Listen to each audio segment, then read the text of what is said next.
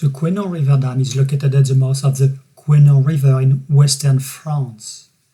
The present dam, completed in 2009, contributes to the desilting of the Mont Saint Michel and the restoration of its status as an island at high tides. The dam is also called Barrage de la Caserne. This first photograph shows the Mont Saint Michel surrounded by seawater at high tide. The second photograph, taken from Mont Saint Michel, shows the surrounding at low tide, with the Couesnon River in the background as well as the dam. The Couesnon River Dam is equipped with 8 large gates. Each gate design follows an unusual circular arc shape, somehow similar to the design of ball valves in pipes. The Couesnon River Dam gates can be fully closed, fully opened, or partially opened. In the latter situation, the gates can be operated as undershoot gates for flushing, or overshoot gate during the reservoir filling. During flushing, the reservoir waters are released underneath the gates, operating as undershoot gates.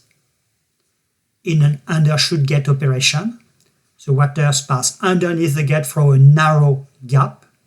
The fluid is accelerated as it flows beneath the gate, resulting in a high-velocity downstream flow.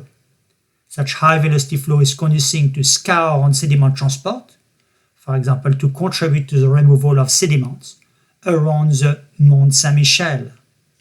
A seminal example of undershoot gate is a vertical sluice gate with a relevant YouTube video movie.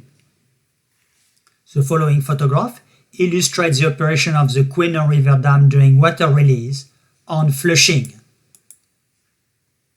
The following movies illustrate the operation of the Couesnon River Dam during water release and flushing in June 2022.